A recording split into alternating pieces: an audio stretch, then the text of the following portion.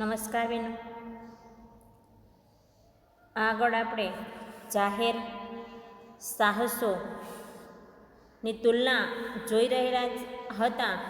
એમાં આપણે 5 બાબતો આગળના પીરિયડમાં જોઈ હતી. એ સાથે સાથે આપણે 5મી બાબત ફરી જોઈએ તો કાર્યશીલ મૂડી કેવી રીતે ઉપયોગમાં આવી શકે છે. તો સરકારી અંદાજપત્રની જોગવાઈઓ અનુસાર આવે છે. ખાતાકીય સંચાલનમાં એ ઉપરાંત જાહેર નિગમમાં જરૂરિયાત મુજબ એ જોગવાઈઓ જાતે કરી શકે છે. એ ઉપરાંત કંપની જે સરકારી કંપની તો એ પોતાની જરૂરિયાત અનુસાર એ ઉપયોગ કરે છે. તો આ જાહેર સાહસો કે જે 3 સ્વરૂપો જોઈએ તો કહી શકીએ આપણે કે આ જાહેર સાહસો એ ના સ્વરૂપોમાં તુલના કઈ રીતે કરવામાં આવે છે તો એનો મુદ્દો પણ તમને બેનો અહીંયા આપવામાં આવેલો છે. તો 3ની જવાબદારી 6થા મુદ્દામાં આપણે જોઈએ તો 3ની જવાબદારી કયા સ્વરૂપે રહેલી છે. જવાબદારીમાં જોઈએ તો ખાતાકીય સંચાલનમાં સંબંધિત સરકારી ખાતાના પ્રધાનની જવાબદારી રહે છે. ખાતાકીય સંચાલનમાં એ સંબંધિત જે સરકારી ખાતાના પ્રધાન રહેલા છે એની એ જવાબદારી રહે છે. જ્યારે જાહેર નિગમમાં સૈદ્ધાંતિક રીતે સંસદ અથવા તો વિધાનસભાને જવાબદાર રહેતી હોય છે.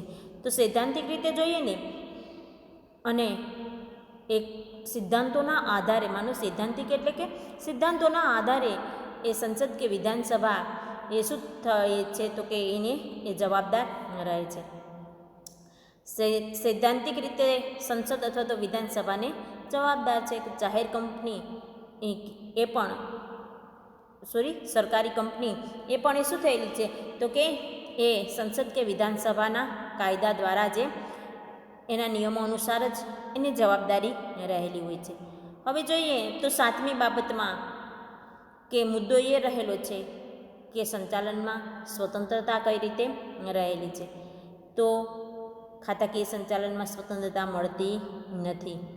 જાહેર નિગમમાં સ્વતંત્રતા મળે છે અને સરકારી કંપનીમાં પણ પોતાની રીતે સ્વતંત્રતા મળે છે. એની રીતે એ કાર્ય કરી શકે છે, સરળતાથી કામ શક્ય બનાવી શકે છે.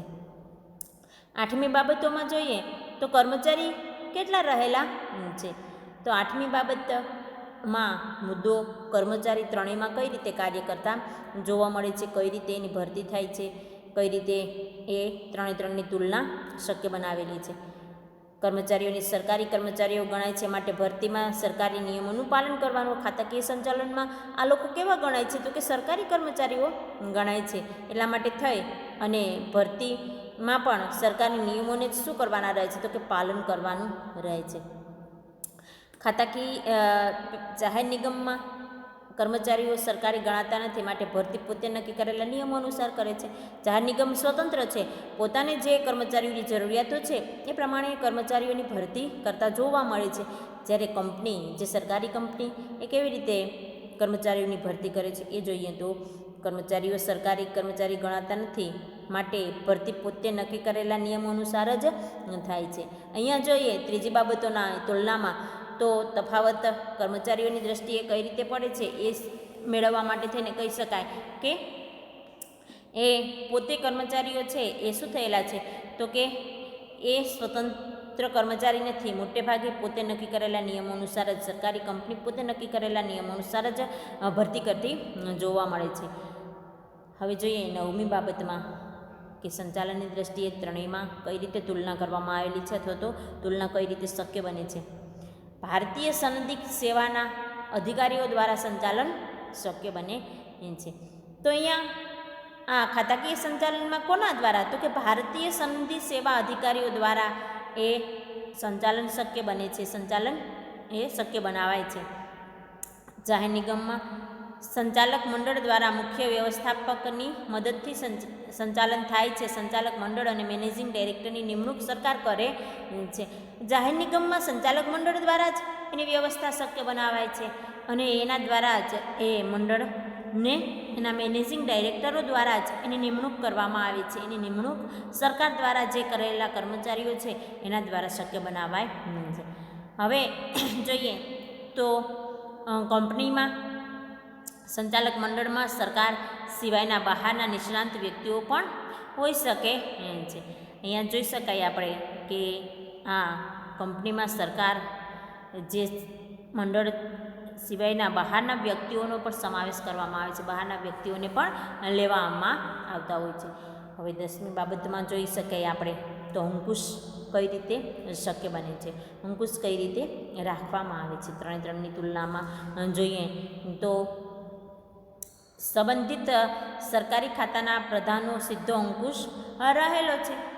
જેની સાથે સંકળાયેલા છે સંબંધિત વ્યક્તિઓ, એના ખાતાના જે પણ કર્મચારીઓ છે એનો સીધો અંકુશ આના ઉપર રહેલો છે, એના ઉપર જોવા મળે છે.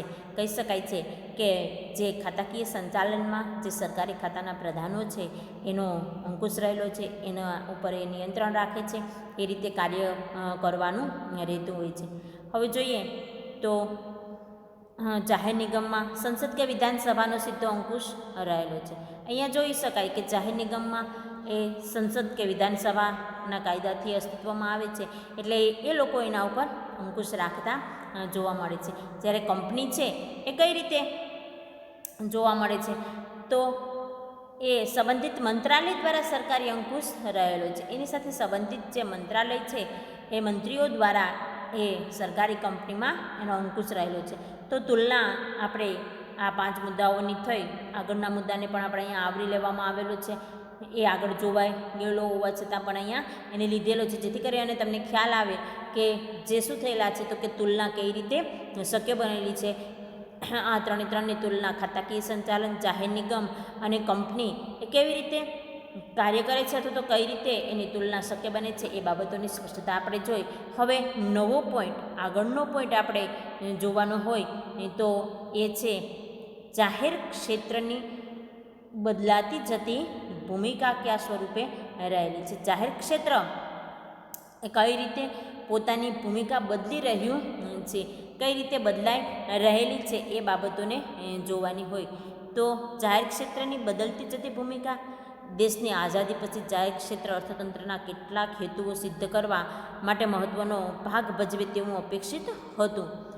તો જ્યારે આઝાદી મળી પછીથી જે જાહેર ક્ષેત્ર છે એ અર્થતંત્રમાં શું થયેલું છે તો કે એમાં ફેરફારો થાય, એ હેતુઓ સિદ્ધ થાય, એમાં ફેરફારો શક્ય બને એવું આ લોકો ઈચ્છતા હતા, એવી રીતે ભાગ ભજવે એવું એના માટે થઈ અને અપેક્ષિત હતું. જાહેર ક્ષેત્ર અર્થતંત્રના વિકાસ માટે માળખાગત સુવિધાઓનું સર્જન અને ચાવીરૂપ ઉદ્યોગોનો વિકાસ કરશે એવું માનવામાં આવતું હતું કે જાહેર ક્ષેત્ર છે એ અર્થતંત્રનો વિકાસ કરશે અથવા એ પોતે એમાં ફેરફારો કરશે એવું એ અપેક્ષિત હતું. એ બાબતો સ્વીકારવામાં આવેલી હતી.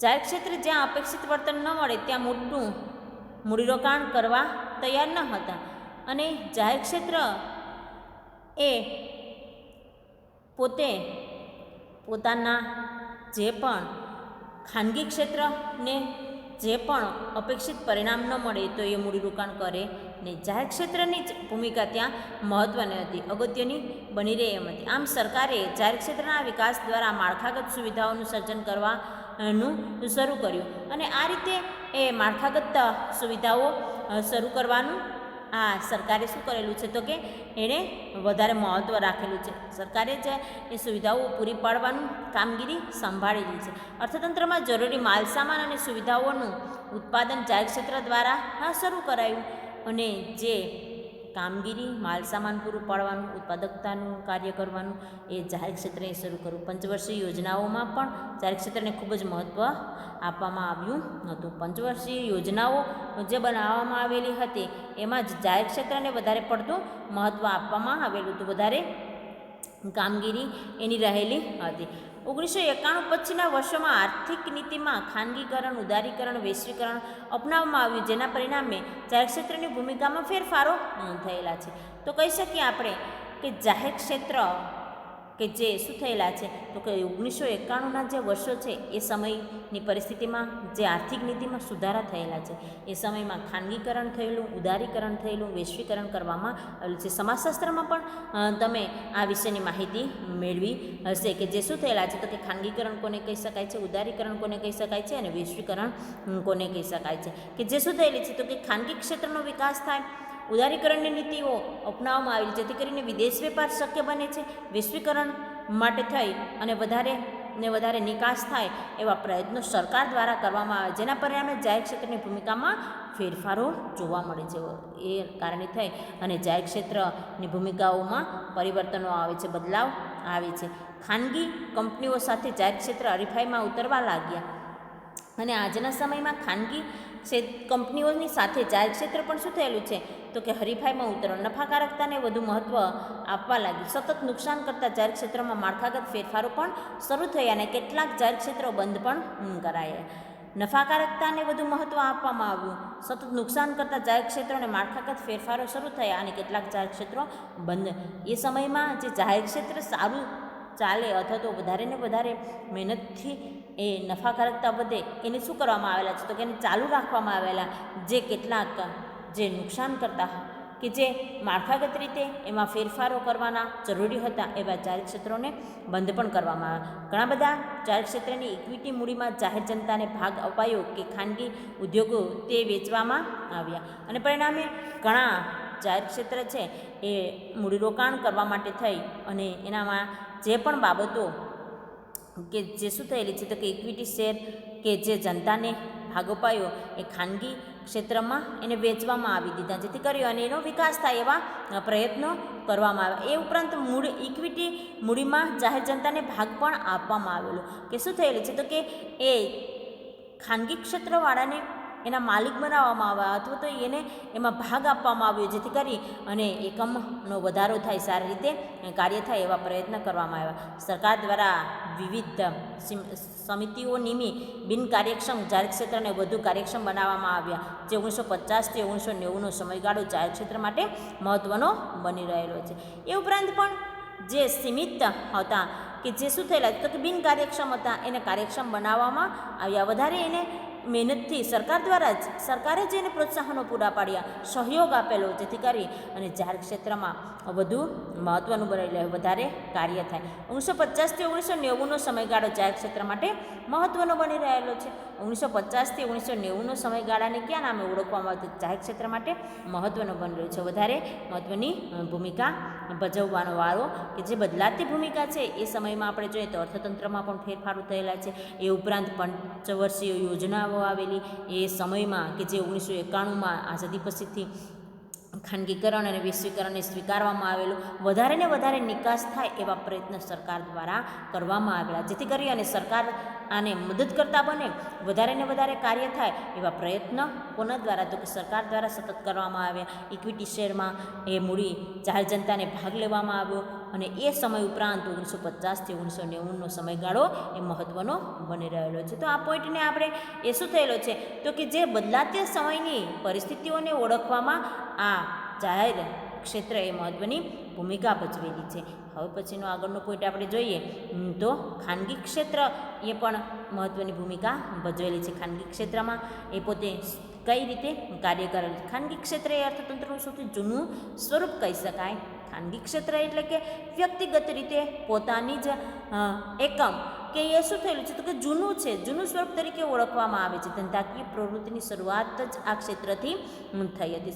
જ્યારે પણ ધંધાની શરૂઆત કરવામાં આવેલી હતી ને ત્યારે પણ ખાનગી ક્ષેત્રથી જ કરવામાં આવી હતી. એનામાં પણ આપણે જોઈએ તો વ્યક્તિગત માલિકી છે, ભાગીદારી, એ બધી બાબતોને આપણે ખાનગી ક્ષેત્રમાં ઓળખાવી શકીએ છીએ. પરંતુ એ નાના ધંધામાં, પરંતુ કોઈ કંપનીનો માલિક પોતા પૂરતી જ કે જે વ્યક્તિગત કંપની હોય તો એને આપણે ક્યાં નામે તો કે એને ખાનગી ક્ષેત્ર તરીકે ઓળખી શકીએ છીએ.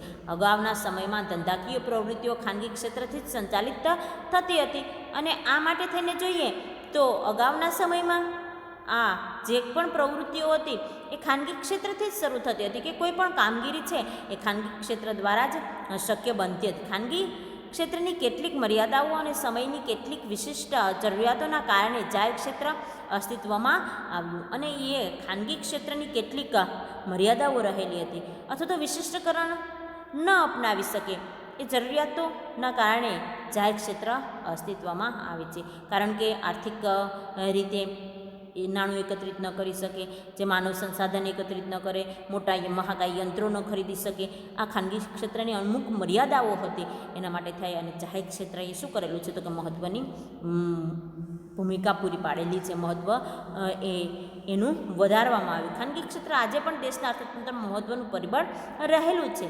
ખાનગી ક્ષેત્ર છે એ આજે પણ દેશના જે મહત્ત્વનું પરિબળ રહેલું છે, મહત્ત્વ આપી રહેલું છે કે એ અર્થતંત્રમાં પોતાનો ફાળો આપી રહેલો છે, દેશના વિકાસમાં મદદ કરતા બને છે. દેશની આર્થિક પ્રગતિ માટે મોટા ભાગે ખાનગી ક્ષેત્રને આભારી છે. તો કહી શકીએ આપણે કે મોટા ભાગે આ દેશની આર્થિક પરિસ્થિતિ છે એ મહત્ત્વની બની રહેલ છે.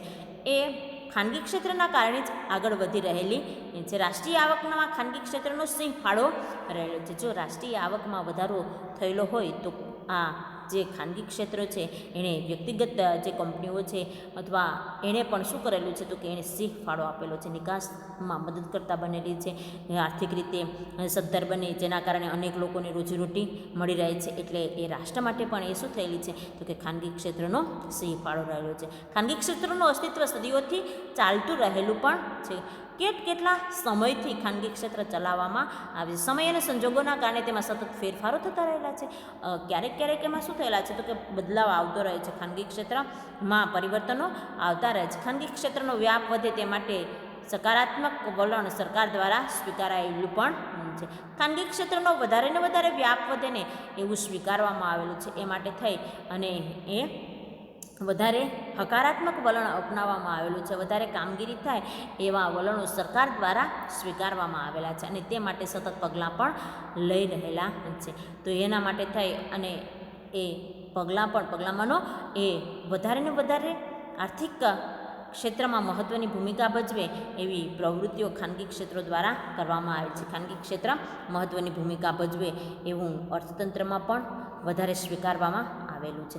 તો અહીંયા આપણે ખાનગી ક્ષેત્રના મુદ્દાને શું થયેલું છે તો કે ખાનગી ક્ષેત્ર એ અર્થતંત્રમાં મહત્ત્વનો ફાળો આપે છે. ધંધાકીય એકમમાં ખાનગી ક્ષેત્ર મહત્ત્વની ભૂમિકા ભજવે છે અને એનો જે રાષ્ટ્રીય આવકમાં પણ સિંહ ફાળો રહેલો છે. એના પ્રત્યે સરકારે સકારાત્મક વલણ દાખવેલું છે અથવા તો સ્વીકારેલું છે અને એના માટેના મહત્ત્વના પગલાંઓ પણ સ્વીકારવામાં આવેલા છે. તો ખાનગી ક્ષેત્ર સુધી અહીંયા સુધી રાખીએ. હવે આગળનો પોઈન્ટ આપણે આગળના પીરિયડમાં જોઈશું.